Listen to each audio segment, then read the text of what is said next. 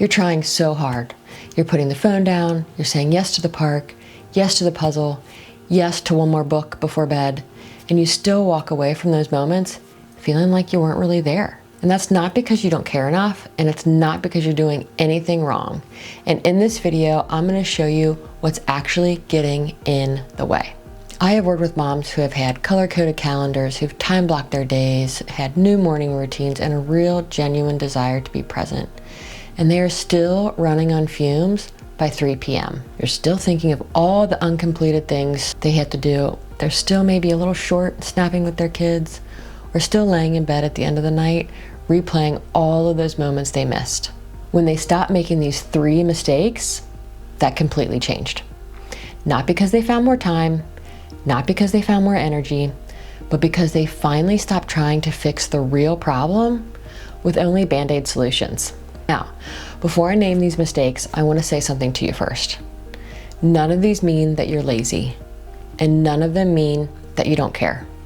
And every single one makes complete sense. They seem so logical, and they're things that should work, and they're what most of us would try.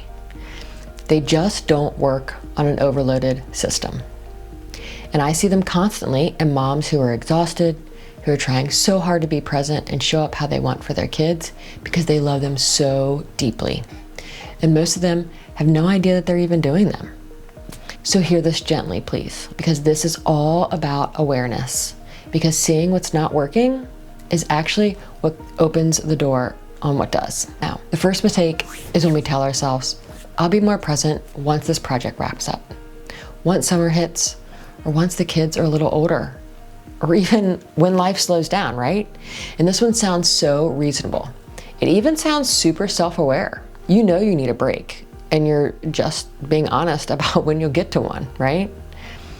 And that calmer season feels like it's literally right around the corner. So you hold on, you push through, and you tell yourself, this is just temporary. But the nervous system doesn't reset when the busy season ends. And if your body has been running at an overloaded pace and it just doesn't slow down when the calendar clears. And you've probably felt this already, right? Summer comes and you still feel rushed. Or that project ends and you're already bracing for the next thing. You get to the calmer season and realize you still feel the same. And that's because the pace isn't just coming from your schedule. It's coming from inside your body, and it follows you. Because patience isn't something you build after the hard season. It's something you learn to find inside of it. Small, consistent moments of interrupting that pace and not waiting for that pace to disappear on its own. Mistake 2 is trying to fix it with your calendar. So rearranging your schedule, trying a new planner, blocking off family time, tweaking the morning routine so less pickup or drop off just feels less rushed. Because when something isn't working, that's what we do. We reorganize, we manage, we plan, and that has probably served you really well in all other areas of your life. But here's what happens.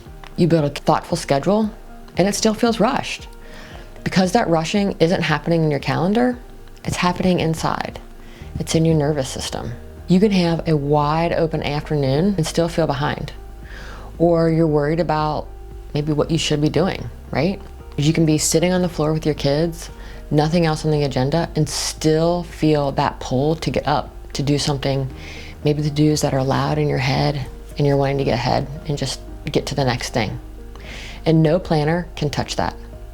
No amount of time blocking can slow down a system that is running on high speed from the inside. When you feel that internal rush, not the busyness, but that feeling of rushing, that's the moment that matters. Not reorganizing around it, but learning to interrupt it. That was mistake 2. Now let's get into mistake 3. The third mistake, and maybe the most draining one of all, is trying to force your way into presence. Putting the phone down through sheer grit, right? Or telling yourself, be here right now. Or sitting through the game of Candyland while your brain is 3 steps ahead, just somewhere else. Pushing yourself to engage because you love your kids and you are gonna show up for them if it kills you, right? Because you care, and when you care, you try harder. And that is not a flaw. That is one of the best things about you. It looks like a focus problem, so you reach for focus. It looks like a discipline problem, so you reach for discipline. But willpower runs out. And when your nervous system is already overloaded, there's almost none left to begin with. So you spend what little willpower you have trying to force something your body isn't ready for yet. And when it doesn't work, when you drift anyway, or you're getting distracted, or you're in the room with your family, but you're just not really there, you decide it means you need to try harder. But you don't. You're already trying, and that is not the problem. Because patience isn't a focus problem, and it is not a discipline problem. It is a nervous system problem. And pushing harder was never going to get you there. And when you stop waiting for a better season, you stop rearranging your schedule, and you stop forcing your way through the day, something actually shifts. You're not adding more effort, and you're not putting it somewhere it can actually work. And you start having real moments, ones where you're just in them and you can enjoy them. You're not performing, and you're not pushing through, but you're just there with them. And that's what it's really all about. Now, you haven't been failing at presence because you're not trying hard enough. You've been trying to solve a nervous system problem with things that don't even get down deep into the nervous system. And that's it. You weren't given the right information, so you did what makes sense and what you had. And of course, that's why it's not working. And you are not behind. You've just been working on the wrong part of the problem. And now you know. So if you're seeing yourself in any of these, if you have been waiting for things to calm down or reworking your schedule or just trying to push through, I want you to know that there's a different way. There's a better way. And I'm hosting a free training called Beyond Survival Mode, How to Show Up as the Mom You've Always Wanted to Be. And in it, I walk through the full framework for getting out of survival mode without turning your life upside down, okay? Because it's not about doing more. It's about finally working with your nervous system instead of against it. Now, the link to join the waitlist is below, and I'd love to see you there.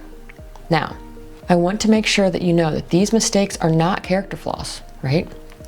They're things that make complete sense to try, and they're what most moms reach for, because no one ever told us that feeling rushed and disconnected is actually a nervous system problem. We were just taught to manage it, plan around it, and just push through. Or it's just motherhood, right? So that's what you did, and you've been doing great at that. It's just that your nervous system needs something different. And learning what that is, it's not failure. It's actually the start of something real. Now, in my next video, I want to show you what actually changed when I stopped fighting my system and started working with it instead. Because the shift wasn't what I expected, and I think you might be surprised too. I'll see you over there.